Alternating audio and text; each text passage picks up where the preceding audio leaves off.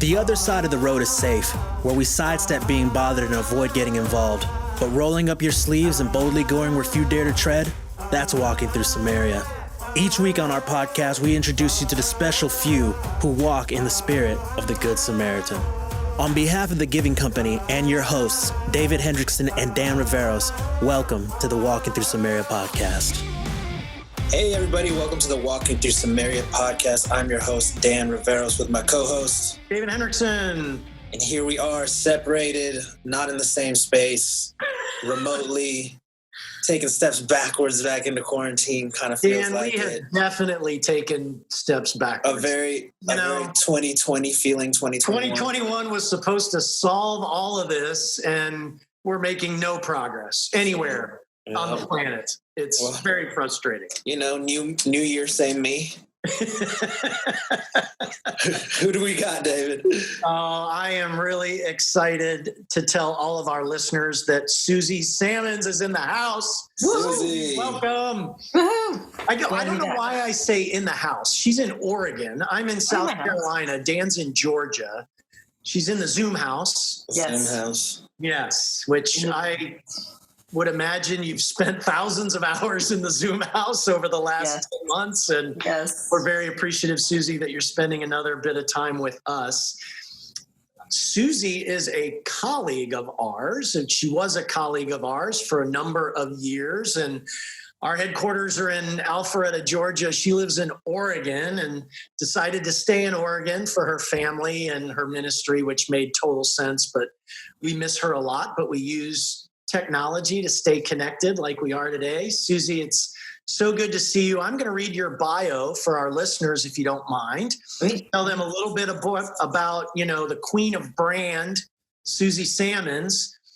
And then we're going to just dive into your role as a Good Samaritan and your walk and your journey and your influence. Sounds good. Super fun. Let's do it. So listeners, Suzy Sammons is a brand strategy expert and leads her own agency called Hawkeye, providing business brand and creative strategy consulting. Today, Hawkeye serves a variety of clients across categories, including Danielle Strickland's Boundless Communications, a new faith-oriented digital platform startup called Commissioned, and ongoing entertainment projects seeking strategic guidance in storytelling and brand strategy. Suzy is an award-winning marketer, spending 25 years in major advertising agency leadership, overseeing brand strategy at world-renowned agencies like TBWA, Chiat Day, Saatchi & Saatchi, and 180 LA, serving Infinity Luxury Automobiles, that's very bougie, Suzy, University of Phoenix, Toyota, Mattel, and other top consumer brands. She also served as the Chief Marketing Officer and Executive Editor for Giving Company, including Dove.org and the reimagined FamilyChristian.com online lifestyle magazine. Suzy and her husband, Steve, who we also love, live in Lake Oswego, Oregon, and enjoy a blended, beautiful family of 6 children, 2 granddaughters, and 1 playful, who you can see on Instagram, English Retriever. Suzy, welcome to the Walking Through Samaria podcast. Thank you. Welcome. Thanks for having me. It's fun to be here. You're a busy person, I think. Well, from reading your bio. Hustling, this is the season. So, you don't look or act old enough to be a grandmother. I mean that as a compliment. Doll grandmothers. But, Dan and I are still kind of, mourning over your inability to relocate to Alpharetta, Georgia. And, you said, no, my life is here in Oregon. I'm sure our listeners have lots of opinions about Oregon, but, we love Oregon. But why Oregon? How did you get there? Why do you love it so much? Like the Ducks have green uniforms. Like, I don't understand. I know. Well, we're not Ducks fans. Give us the Oregon thing. Pain and heartburn over here. It's interesting. We've moved a lot, my husband and I, for work and family, and I'm a Midwest girl at heart, so the idea of being on that side of the Mississippi is always a battle that we talk about. But coming to Oregon, we had been in Southern California, and coming to Oregon was me sort of following the call of the Lord on my life, which I know that's where led to our being connected through See, Dove. that's what they throw back at you, Dan. Do you hear that? Well, the Lord that led me to Oregon, so you got to be nice to Oregon. I know. I don't feel like it's interesting because Oregon, my eldest son was here already. Then we've had more kids that have followed us up here. And but my daughter's back in Southern California, and my youngest is still here in high school. So we've got sort of a critical mass of kids up here, which was just sort of crazy and a blessing. But Oregon has a lot of beauty. It's, rare to be a conservative Christian in these parts. Yeah. So the challenge good and for the ministry, though. It's a good. It is. Right? Talk about walking in Samaria. But, so we've just sort of gotten settled, but we love the hiking and the waterfalls and the mountains and the coast, which is not like a Southern California coast, which I've spent a lot of time there too. Yeah. So this is the season, Steve and I talk about seasons, and this seems to be where he has us now. It definitely sounds like home. Yeah. As you talk about it, and I stalk you on Instagram and all of those things, it definitely sounds and feels like the home for you and Steve and your family. So we understand. We'll get over it at some point. Yes. Dan and I will recover. We'll go to support groups and figure it all out. I'm sure you will. Well, in sort of piggybacking on this season's sort of topic that you introduced to us, the season where you were at dove.org, which is now part of Giving Company, I think very early in the time that Dove merged with the rest of the organization in early 2018, I believe it was, 3 years ago, I asked you to tell your story to our staff as one of our Wednesday devotionals that we usually have as a team. And your story, I would call it, is very rich.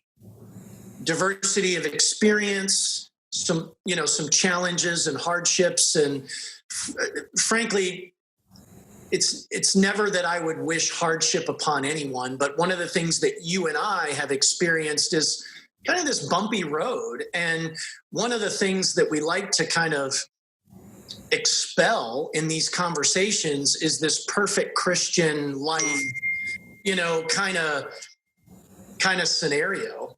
Yeah. And you and I, and certainly many others, have had quite the journey. If you could give a glimpse, if you will, of your story and your journey to our listeners, they will hear the realness of you, of Suzy Sammons. Well, thank you. It is true. My story, which I've been practicing over now 15 years, almost 20 years, as we edge towards 2022, would be 10 years.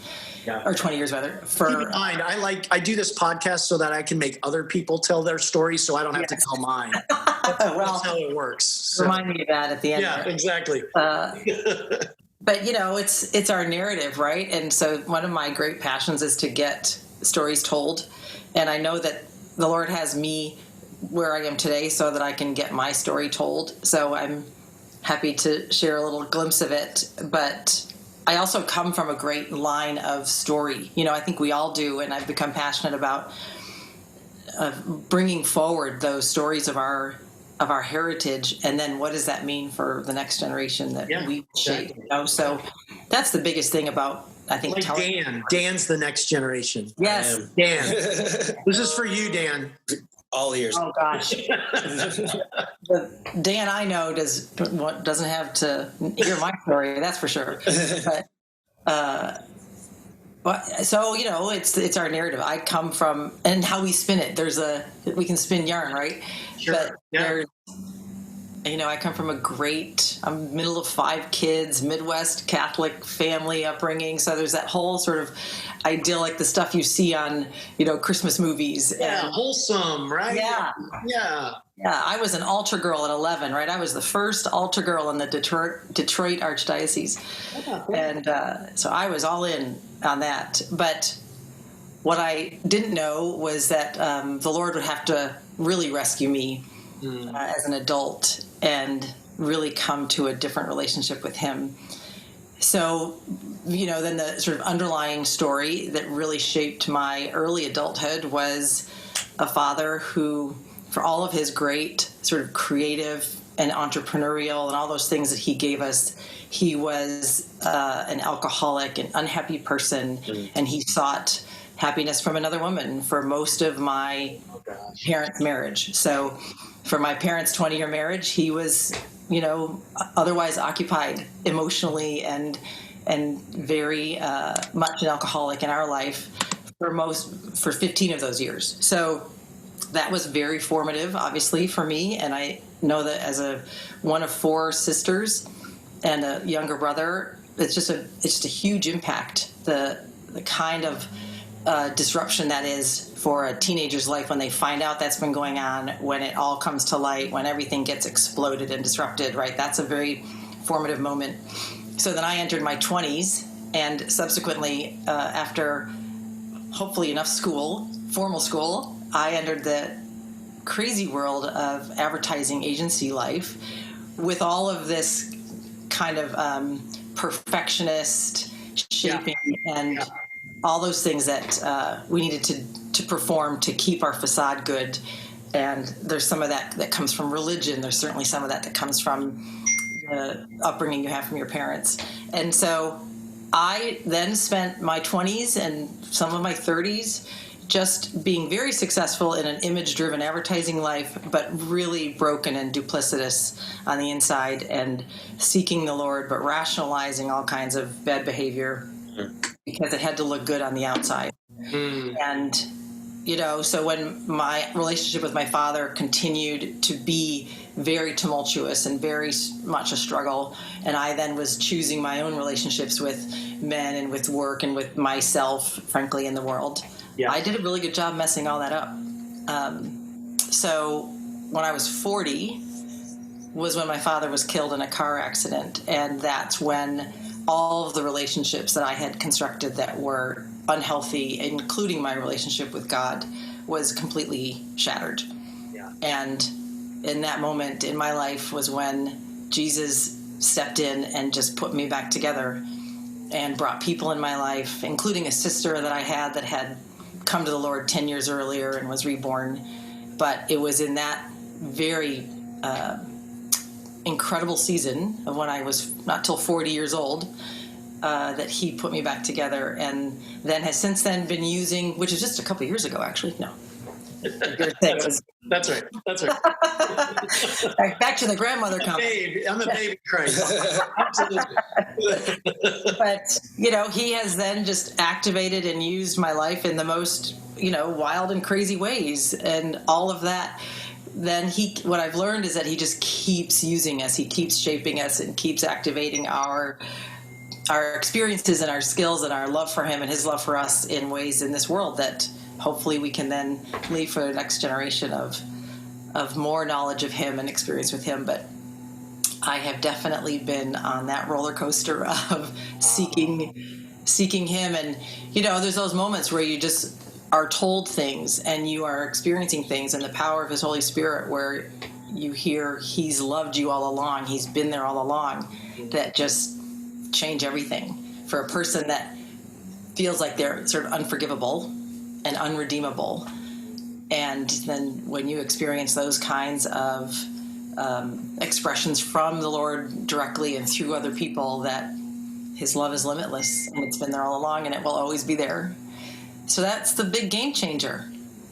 That's what we want to leave for our kids. So spiritual renewal at age 40. Yes. From a ex-Catholic. Yep. So it's not often you hear that, right? At that age. Right. That phase of life. Right. What does it look like? Because you're a professional, right? You're a successful professional. Talk about what changed. How did your work change? How did your relationships change? Give us a couple nuggets of man, at age 40, like at midlife, yes, you had a crisis of good news, of spiritual awakening. I mean, was some of that hard, or did it get easier in certain cases? Thank you. There was a lot hard. And I would imagine. Yeah. My goodness, when I went through that change, which as much as it was sort of cataclysmic when at the impetus of my father's death, it was then a year, and then of course many years of growth and learning and being shaped. And that is during the season where the Lord put Steve Sammons in my life, and his influence, and even his parents, frankly, still to this day, their influence on my life as introducing me to the Bible and really saying things that we know deeply inside of us that are true about God's character and his role in our life that I knew was true all along. And when I heard them, they immediately were activated. But it's over time, right? So there I am in an advertising agency world in a leadership position running, $200 million accounts. And I'm going through this giant change. And but I'm still leading teams. I'm still getting the work done. And, I loved the work. It was always great work. We were always high integrity teams. So the kinds of things that started to change were really my sensitivity to things and my reaction to people and almost silly things like language. Like I wasn't a person that was sensitive to bad language. I grew up with a foul-mouthed dad, and I became one of those foul-mouthed people. And, you just sort of, in the advertising business, when you're in agency life, they use the F word as a preposition. It's like it's just constant. And so it was just one of those funny things that I could remember was my father-in-law would say to me, they'll just know, they'll just be able to tell. Because I at one point said, I'm going to put up a sign that says, no F-bombs allowed or something. That I thought. Right. and he said, you won't have to, they'll just know. And he was right. Like over time, people you sort of stand up straighter, or there's something about you. And isn't that what we want, right? We want people to want what we've got in that sort of blessing from the Lord, not in any level of perfection or, halos or any of that stuff, but it's just the genuine understanding of love and connecting with people in relationship. And I think that's what actually made my work better and made my work stronger, because it was that started to come through. I believe it was the Lord's Holy Spirit that started to come through in my discernment of good ideas even, and being able to hear more clearly the genuine growth of a business and what that would take. But interestingly, when all of this was still sort of growing and happening in 2010, so I don't know, call it 6 years into my rebirth, my husband got a job, actually in 2008. My husband got a job at Zondervan in Grand Rapids, Michigan. So I left the agency business and we moved the family back to Michigan from Chicago. And there I was able to actually be incubated in this content, in these relationships. Yeah. And having dinner with Michigan. I know, right? It's Michigan, for crying out loud. There should be angels singing in the background. Headquarters, yes. Yeah. Church on every corner.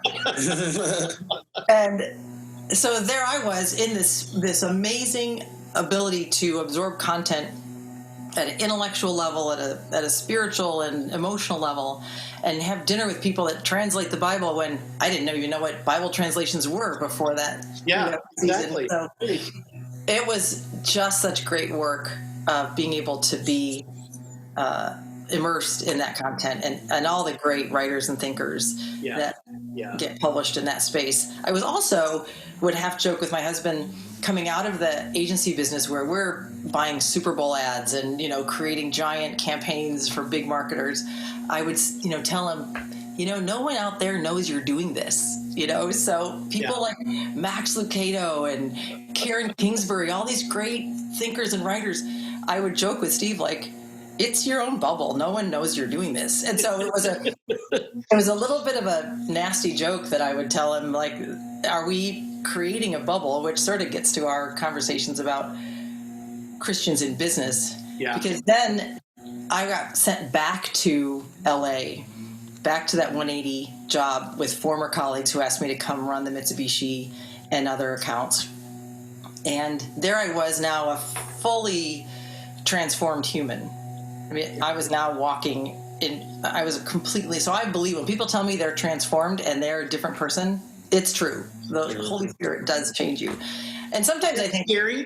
Was that scary to think about going back? It was, because I felt like I didn't want to lose my edge, and I still wanted to have that great level of creativity and that great excellence in strategy. And I didn't want anything of having been either away or sort of in this retreat space, this learning space, diminish that, And so I had to figure out where all that lived. And I think that is one of the interesting conversations about sort of the Christian business and the Christian media and entertainment world versus the secular world, is that willingness to stretch versus staying safe. I think that's one of those things I had to just kind of be aware of. Yeah. But it's a great business and they're great people. And I've always sort of felt comfortable as that Christian in the marketplace. And, I was excited to go back in and kind of practice, So now I was incubated and I had to go, he put me back out in the world as a Christian in a place that was fairly hostile to, conservative thinkers or, it's all relative, right? In Grand Rapids, we were more liberal, and LA, we were more conservative. Yes, right. All depends where you're standing. Yeah. That's exactly right. Oh my gosh. Well, one of the things that Dan and I, and certainly all of your colleagues from Giving Company and Dove know about you is you do have a standard of excellence. And I have a dog as well. So okay, sorry. You can easily hear a dog in my background since we're on Zoom here. Yes. But I think this is a message for believers, right? Which is we can't allow our faith to think that our words and our deeds and our actions should strive for anything less than excellence, or the very best that we have, whatever that might be. Yeah. Talk about how, because you really are, I've seen you speak at NRB, I've seen how you talk to our staff, how you talk to our trading partners, our ministry partners here at Giving Company.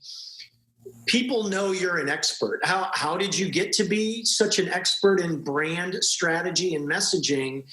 And how could you use your experience to maybe encourage or prompt our listeners to never settle for less than their very best?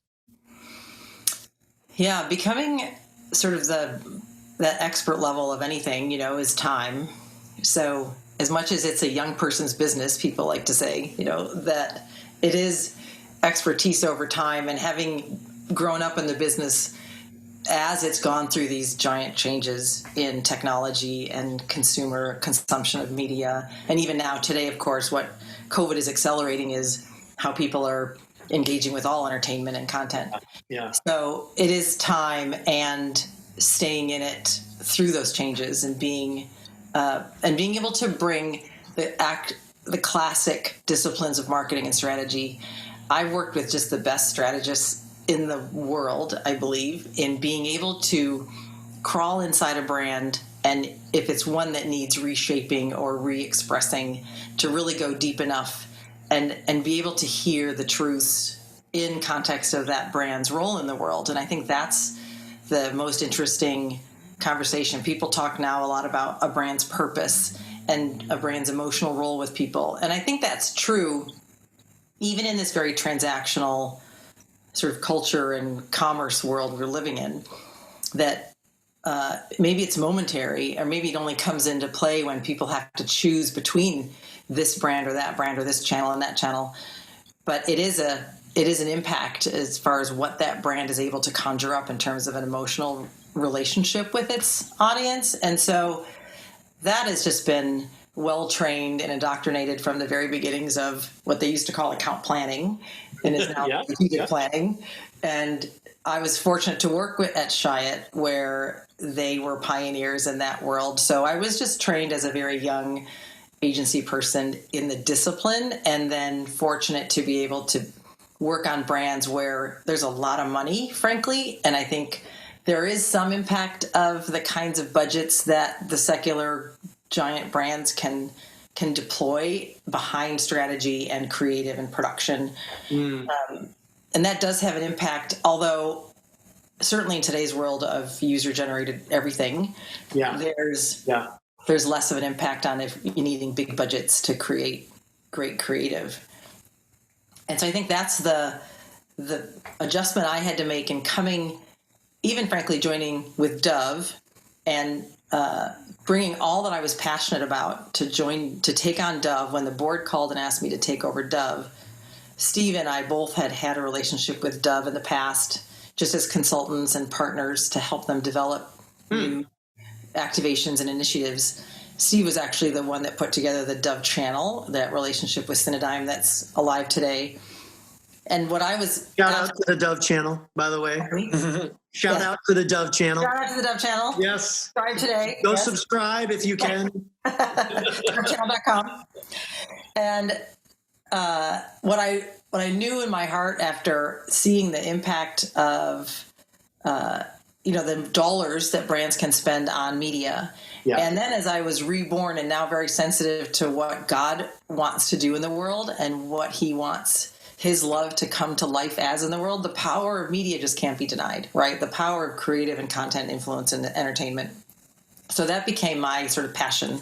When the Dove board called and asked if I'd take over, that's what I wanted to bring to Dove, and to have that sort of, you and I have talked a lot about this, to be able to have a Christian/biblical presence that is interesting in culture, that helps not just people now know what not to watch or how many swear words are in a movie, but actually be vocal in the culture as having an interesting point of view as people that follow God and believe in a Savior and Jesus as our Messiah. So that was the challenge. And I think the difficulty is in deep ruts, if you will. And that actually what I know you still are working with the Dove audience who does want to have an advocate for these values.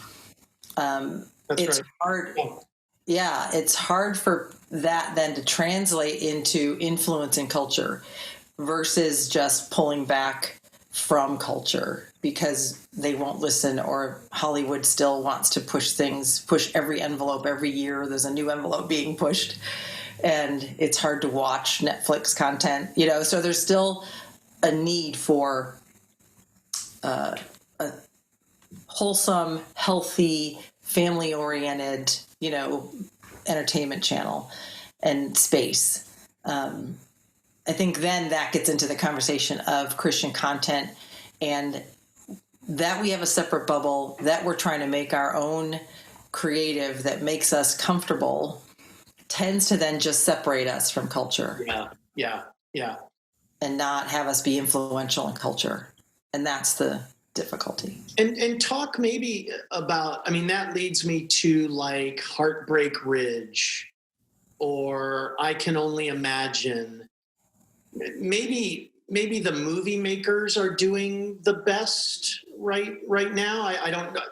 I would encourage you to comment on that. I don't know if that's right or wrong. It's just maybe my observation that if there's one area where maybe people of faith are not wanting just Christians to come watch or engage in their product, the movie makers seem to be active right now. What are your thoughts kind of on where is it? Are there nuggets of where it may be working outside of, say, Chick-fil-A? Yeah, that's right. And I think those are both great examples. Hacksaw Ridge and I Can Only Imagine, and I Still Believe came out. And I had to watch a new Disney movie that they produced about another true story of a kid with cancer that was sort of their attempt at a faith-based story, but it's not Christian by any means. It has some kind of Catholic reference, I think. But they when there's true stories like those two you mentioned, Yes. that's always easier. True is always good. Yeah. Yeah. And it does get down to the talent, like I have to say the sort of better directing, better understanding of lighting a set and directing actors and having talent be able to be on screen. Like, right. Those are just some fundamental realities that sometimes you can do that with lower budget. Sometimes you need a higher budget. There's lots of ranges of talent sort of cost if you can find the right one. But it's the same range that there's really bad secular movies too, right? But because we have this, separate bubble, we get judged as a group, and they do call out those brighter lights, of the good ones. And the big studios want to get the money out of this audience, right? It's all about the money. So once they see that there's revenue to be gained by producing movies for the church, for Christians or for a faith-based audience, they'll crank out a couple a year with their big budgets and their talent because they know there's revenue there. So it's really just sort of a game of being able to get your movie seen. I think one of the common complaints about Christian movies is that they always try to make it a sermon, right? Make it a message instead of tell a great story. Just tell a great story. Yeah.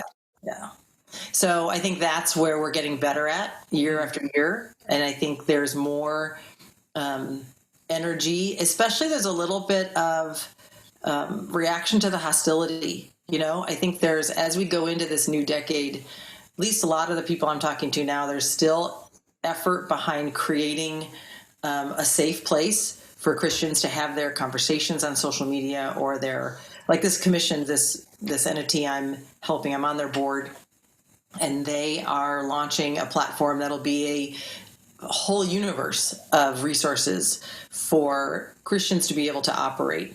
And the concept is that we need a safe place because there's hostility to us. There's actually obstacles in the big secular companies like Twitter and Facebook, and certainly that Silicon Valley isn't friendly to Christians particularly. So then because of that, there needs to be this separate area, whereas Hollywood just wants money, So I think when you can create a good story and get it out, especially in today's world, the challenge is people knowing about it and getting the word out and getting the critical mass of an audience. So there's all kinds of factors that play into whether or not Christians can be successful in culture, or are we better off to compete in our own world and let there be healthy competition so that quality stays high. Yeah. We're challenged to do something great, and not just because it's Christian, we're going to love it. That's right. That's the spectrum. Hey, Dan, I'm going to put you on the spot in 1 second, so get ready. You're used to me doing this. Okay. So, Suzy, when I think of, if somebody were to ask me, David, what's your favorite brand? What do you think is a great brand? I think my answer is easy, but part of it is because I interact with it directly, and I would say Starbucks. And the reason I say Starbucks is because they're obviously a category leader. They drive a premium price point. They have a technology platform that is very powerful and very engaging. I wish they would give me more star points than they do through their little contests, but they have a gaming mechanism, and what I experience with them online, as well as what I experience with them in the store, is what I would call engaging. They allow their part-time employees to participate in their 401k and their employee stock purchase program. They drive ethical sourcing for coffee around the world. So they're raising the economic threshold for the impoverished around the world in these farming communities, whether it be in Colombia or Uganda or Puerto Rico or wherever it might be, Ethiopia, one of our favorite places. So everywhere you look, there is a standard of how we're going to treat people, how we're going to treat our product, the way we're going to deliver our message. Very high quality, very consistent. And of course, I'm addicted to their whole milk lattes. So you and I have probably shared hundreds of those in our time together traveling. Dan, if I were to ask you, do you have a favorite brand? Do you have an answer that would sort of mirror what I just said? Trying to think. I mean, I'm definitely brand loyal to some things. Like I'm an Adidas guy over a Nike. There you go. That makes Suzy happy. Yeah. Probably there's just like certain like artists and musicians that I like the way that they roll out their products. Like when they have a release, they couple their merch and just the way that proceeds are divvied up between like individual labels that I'm really into. That's good. But I don't think about any big major brands like that. I'm trying to think. I think Adidas is probably the only one that I'm really big loyal to like that. That's good. Yeah. So Suzy, this was sort of intended to be a lead up, like in the secular world, and maybe if you can think of one in the Christian or faith family world, give us a couple examples of like great brands and why they're great brands. Well, I would, just to avoid the obvious of Apple and Disney and, the ones that everybody would think of as high valued brands. Yeah. Starbucks, Chick-fil-A. Yeah. Right. But an example of an excellent brand for the reasons that I think professionally are really important, which is their role in the world, the product they create, and how they bring their brand to life. And that's Patagonia is always a great example. Oh, yeah. A little bit because maybe of where I live. Yeah. But they are just an example of a brand that all those things where they create their product, they stand behind their product with the highest of integrity. And then what they do in the world aligns directly with that product's use in the world. That's right. So they're narrow, right? They're not a big, broad brand that's trying to be all things to all people or intersect in an everyday kind of way with people. But anything you see from them is always on that specific strategy, which often comes from a very small, either a family focus or a clear strategic focus, like a Steve Jobs or I don't even know who the founder of Patagonia is. I should know that. But that it's been protected and maintained over generations of leadership. That's good. They're a good one that I value a lot for what they do, and they can charge a premium because of it. So yeah, that's good. Yeah. Well, I want to change direction for a second. As we maybe close on the brand strategy, brand excellence thing, I do just want to encourage you to just continue this mission of helping faith-based brands and messages just either get on or maintain or accelerate a path of excellence. Mm-hmm. And I just think it's so good, for the kingdom. And you and Steve are like a power couple. I mean, the two of you together can do great work for Christian organizations, for ministries, for nonprofits in this area of content and excellence and brand and messaging. And so I just want to say job well done and want to encourage you to stay on this path of helping Christian voices elevate, because it's just so necessary. Thank you. Particularly in the crazy world of today. Let's talk about Good Samaritans for a second, if you don't mind. Maybe to ease into this, let's talk about blended families. So I also come from a blended family. My parents were divorced when I was 12 or 13. My mom remarried, my dad remarried. I have step siblings on either side. You and Steve have one. I hate to sound, like preachy, like I know the answers to all these really complex life issues, which I don't.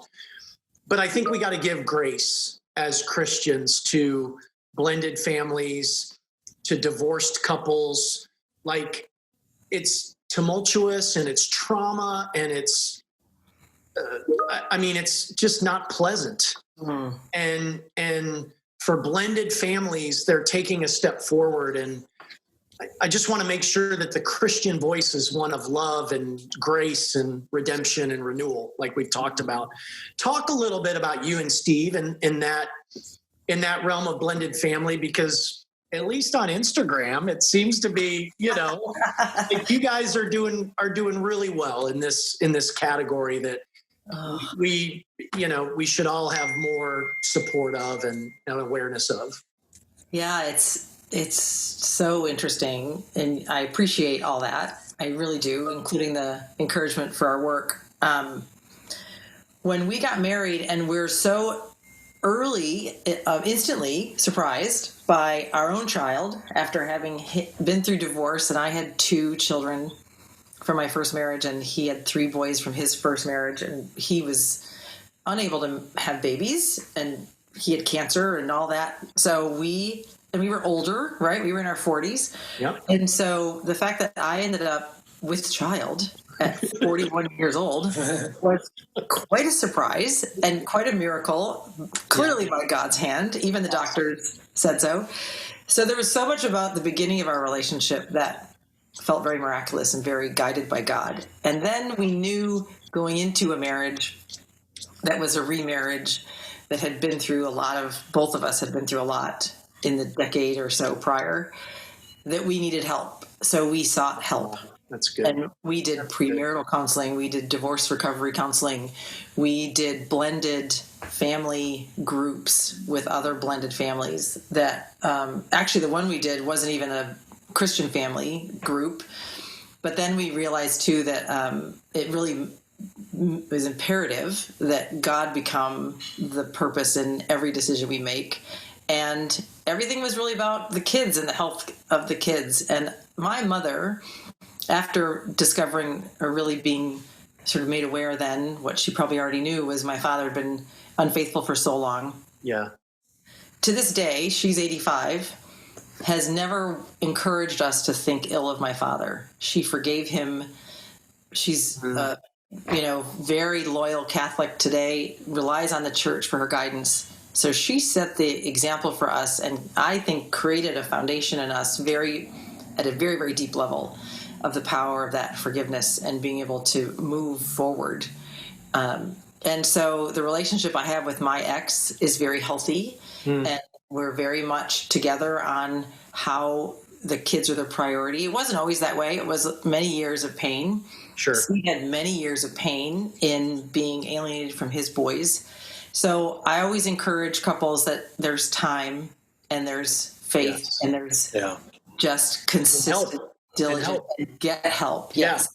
Yeah. And for sure. And so that's why actually amidst all the things that I am capable of doing in the world, I am specifically passionate about a marriage ministry that we are starting called Power Marriages, which is really kind of based on the Tim Keller concept of the meaning of marriage. And so that's coming. So tip off for next year. There we go. Good. But the help that we need and the focus on the Lord and the understanding of your relationship is a pillar for your children. That I didn't have a context of that. I come from many generations of failed marriages and infidelity and divorce. Steve has a very healthy marriage that he was raised in. And so that was helpful. And of course, an open Bible home.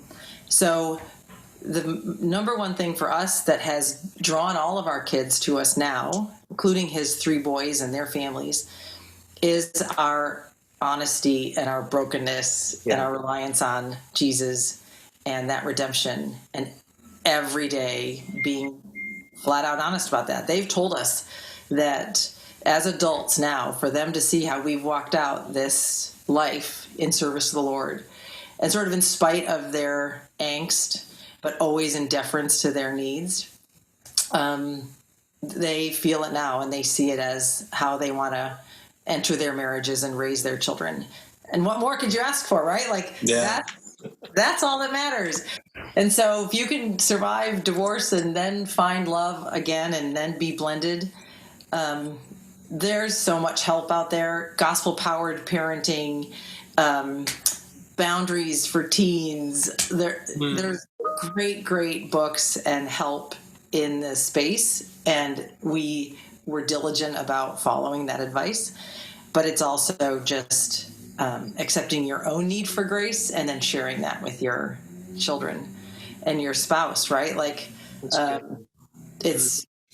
it's knowing that coming from that place of being unoffendable, which is another whole concept, that Yes. we are unoffendable because we are given such grace every day, and to be able to freely give that is just a joy and a blessing, and it keeps coming through then, right? He wants us to keep passing on his love and grace and blessing.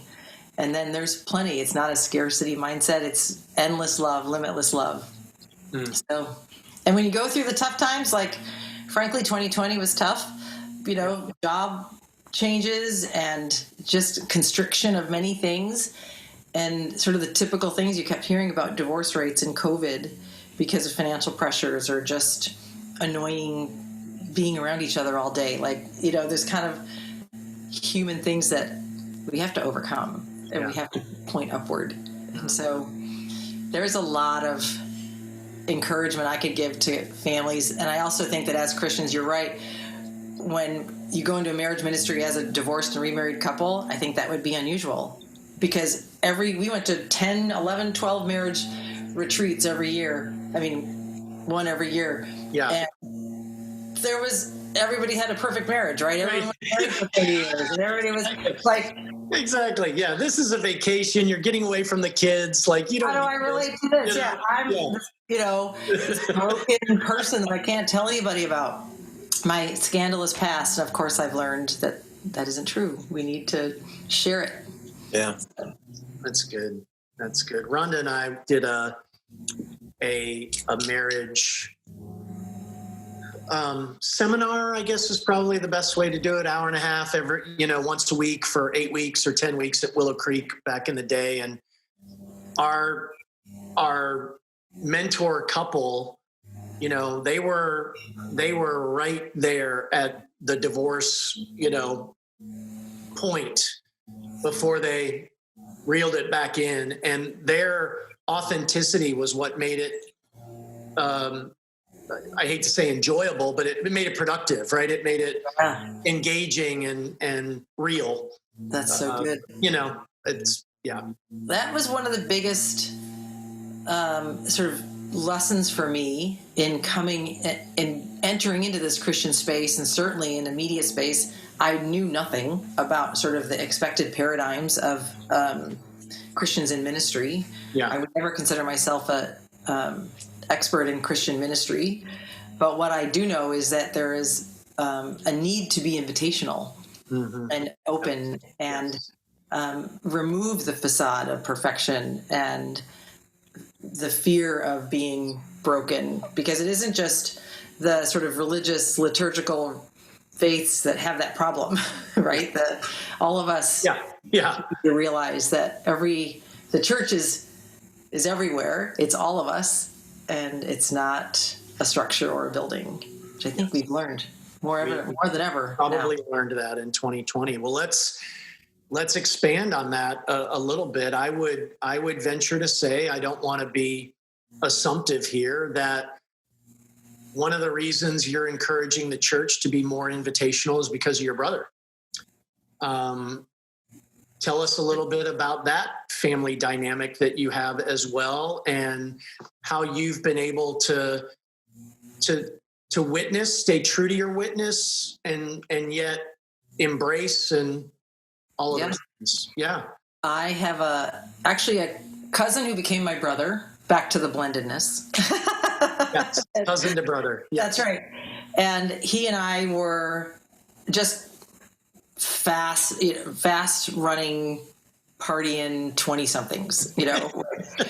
We were attached at the hip for many years, doing all kinds of crazy things, and we had a blast. We were really dear friends and always have been. And he is that sort of deep philosophical thinker, and frankly, he was a big part of my searching for what does a spiritual life look like.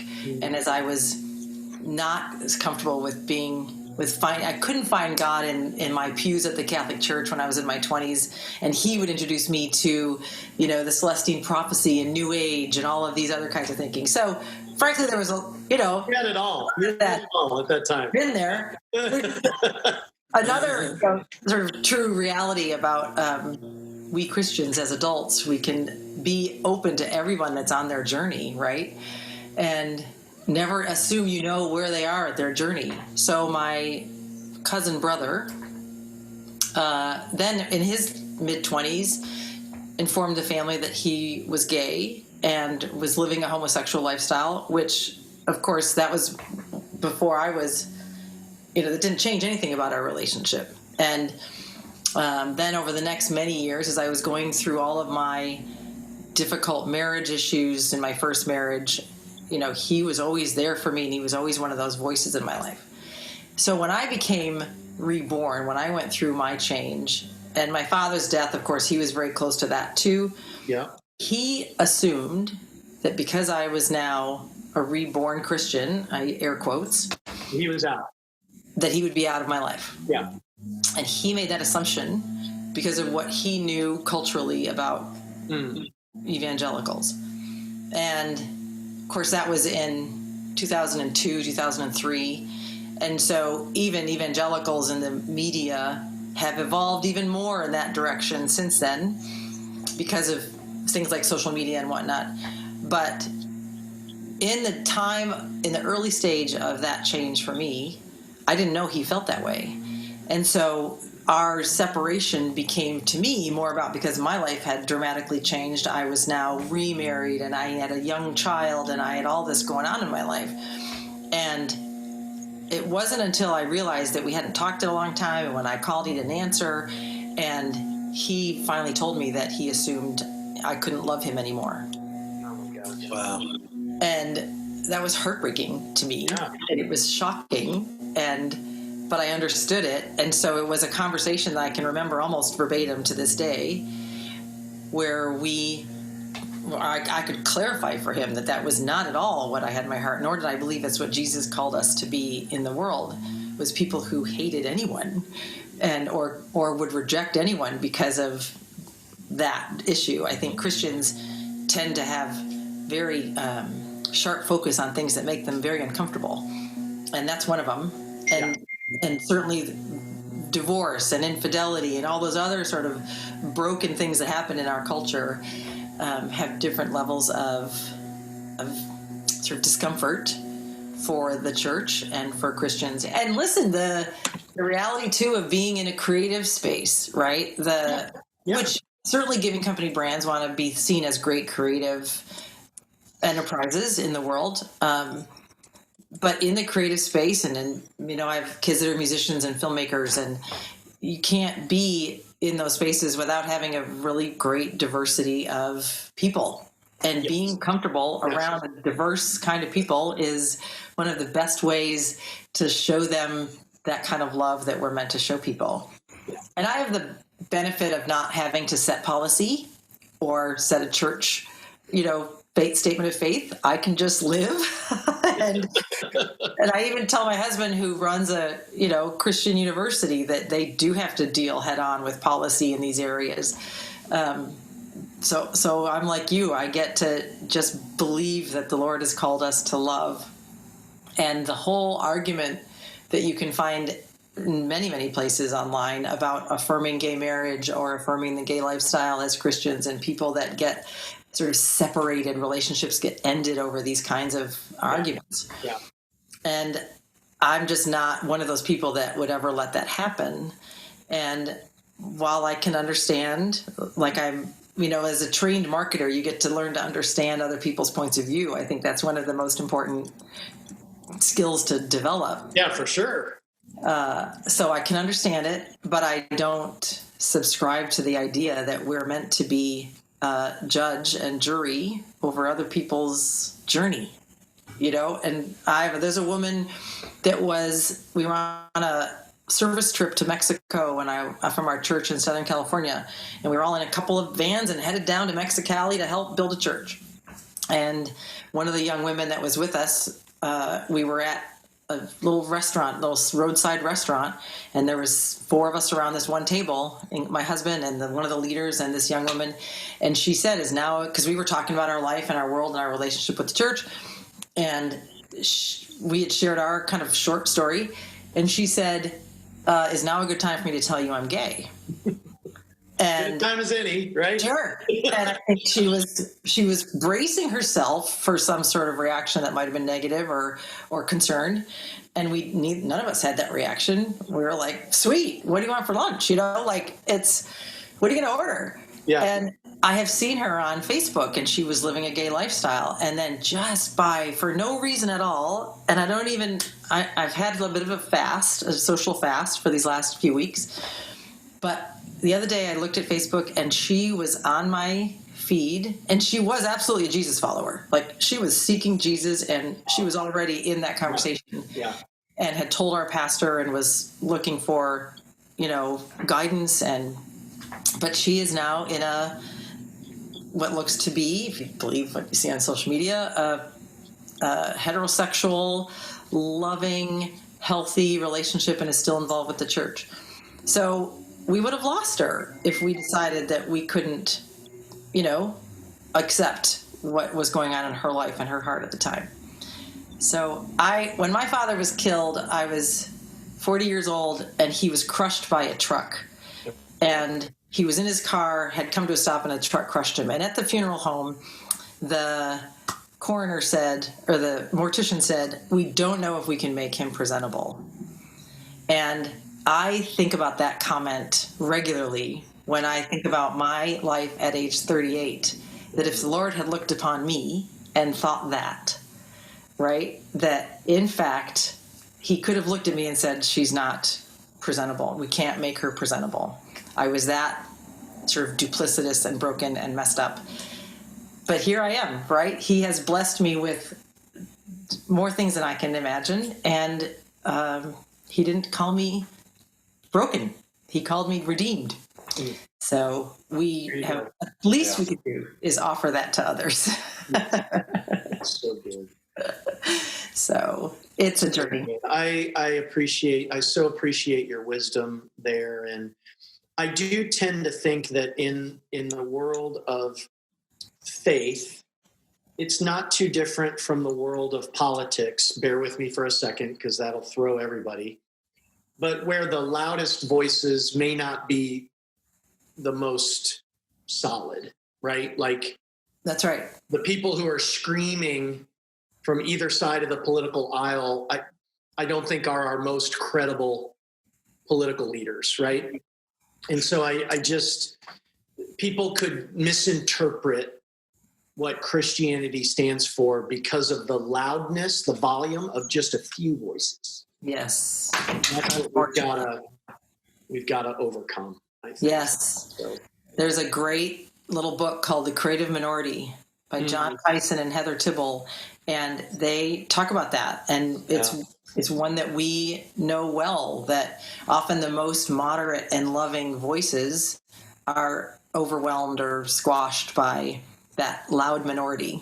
Yeah. And this Creative Minority book, he just says one thing that's really powerful, and that's that about Christians in the marketplace and in ministry and in media, in fact, in entertainment. He talks about us trying to answer a question they're not yet asking. That when we leap right to the things that we want people to believe, we haven't given them a reason to even ask, why do you believe what you believe? Because we haven't made it interesting to them or compelling. Yeah. So I think that's a good Erwin McManus said something very similar that I remember him saying many years ago, of course, leading the Mosaic Church in an artistic community with an artistic flair, if you will. That's probably not the best way of saying it, but my words are the ones I have to use. Anyway, he says very, very similar things. We've got to tell a better story. There's a better story to be told. Maybe that's a better way of saying it. Good. One more Good Samaritan kind of topic, Suzy, before we kind of wind down and let you go. You and I did Hood to Coast together, and it's one of my fondest memories of working with you. But we were on the same team. You were the driver. I was one of the 12 relay runners for Hood to Coast. Our listeners may have heard of this before, but it's the mother of all relays. Credit to Oregon for being the host of Hood to Coast. So I'll finish differently than how we started. But World Vision, our dear partner in Seattle, Washington, Federal Way, Washington, uses it as a way to raise money for South Sudan. Mm-hmm. South Sudan is one of the worst places on the planet, one of the most vulnerable countries. Civil war, famine, lack of resources, political oppression, religious oppression, they have it all, right? Issues with, female suppression. I mean, it's one of the worst. You and I together, not this past August because it went virtual, but the year before got to do it together. We raised, I don't know, $750,000 for South Sudan so that kids in underserved families could have clean water in their communities and in some cases their homes. This year, when it was done virtually, World Vision raised over $1 million. Part of the role of being a good Samaritan is not just talking about these problems, but it's getting involved.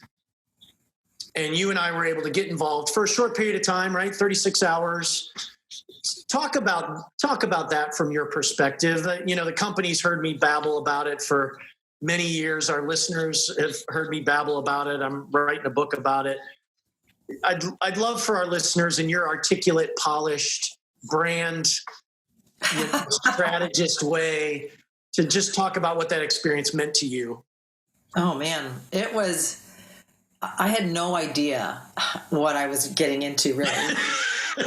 I mean, I said yes because it sounded fun, and I am very comfortable driving. I was very amazed at your running ability and very impressed with the team. But being able to participate in that event, which I was, of course, aware of because my son works for Adidas. We live in this environment. Yeah, that's right. Talks about hood to coast. And I would have never participated or thought of myself as a running participant up until that point, although now I have a goal.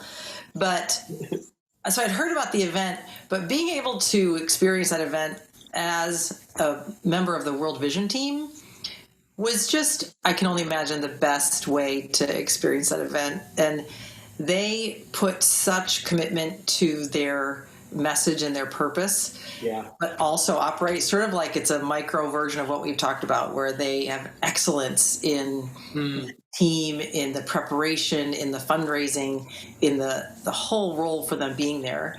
And even the way they show up as a team. And there's fun, and there's great design, and there's well-equipped vans that are impressive.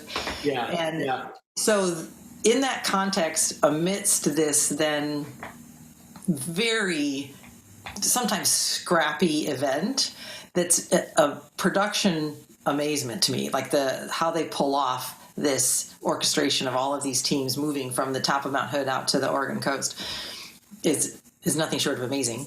But being part of the World Vision team was such a joy, because every time we'd show up, you knew you were part of something larger. Each stop along the way, you knew you were just having an impact, and people noticed, and people would look and say, who are you here with, or who's your team? And you could share the story of what you're up to, why you're even here. And that was very meaningful to people to see that force, right? And so I was able just to, as a driver, I wasn't committed to preparing my body for running or eating or sleeping or anything. I could just be present and be part of that energy that the team brought. So it was amazing. One of my favorite experiences since I've lived here. That's good. Well, I want to mention to our listeners that it was my third Hood to Coast that you and I did together, and you and Seville, now Steve Haas's wife, driving buddy, you decided, though, you made it part of your ministry, part of your mission, part of your intention. We're going to love on the volunteers of the race, and we're going to love on the World Vision staff and runners and all that. And it was also just a beautiful picture of the kingdom, how you've talked about your blended family, how you've talked about your relationship with your cousin/brother, how you've talked about your own story, your grace towards your father. It was encouraging. It was energizing to the runners, because we're exhausted. Yeah. You don't sleep for 2 days and you run however long you run over 33 hours. But to see, I mean, I got to imagine as being a volunteer at Hood to Coast, it's got to be miserable, right? People yelling at you, and you and Seville said, nope, we're going to do it differently. We're going to treat people differently. And it was a breath of fresh air. It was a ray of sunshine. It was a picture of the kingdom that I won't ever forget. And I'd like to think, we helped Steve and Sev along the way, right? To make their way towards matrimony. Yes, I'm so happy to hear that. I'll have to call her. Yay. Oh, it was so much fun. She was great. It was, yeah. So before we let you go, Suzy, a word of wisdom I'm going to be selfish here. Normally I ask our podcast guests for kind of a word of wisdom to all of them to be good Samaritans. But being that I have you as a strategy expert, what would be, you frankly helped shape Giving Company. The name Giving Company really was it was your project to venture out and find the right name for the organization as a compilation of these faith and family brands with a digital impact and a heart for missions, a soul for giving. What would your advice be to Dan and I and to all of our colleagues kind of at this stage in our evolution based on your experience and observations? Oh man, I love that team. You have a great group of people, at least the ones that are there that I know. I'm sure you've grown. And it was such an honor to be part of all of that. I consider it one of the greatest parts of my career.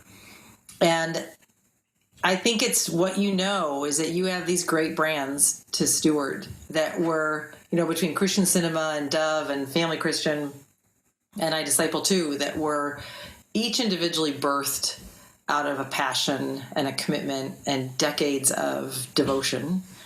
And now they're all together under one banner, and they each have a role in the world. So I think that's always a brand's biggest work, is to really, really clarify that what each brand's role in the world. Yeah. And because you're stewarding these four, and you have, we're all working with small teams and managing resources, that doing that well, the numbers then come. I think you're seeing growth. You guys are doing a great job with building that awareness for those brands. So just knowing that they each have a really specific role in the world, and media is power. Who controls the storytelling controls culture. So I want to encourage you too, that those are storytelling brands, and they each have a great story to tell.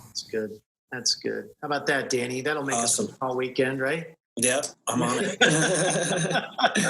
It's all about the storytelling. Suzy, this has been a delight. Tell our listeners how they can find you, follow you, you and Steve's thing around marriage. Tell them how they can get connected. Oh, thank you. Well, I am trying to get more regular about my blogging at SuzySammons.com. SuzySammons.com. Yep.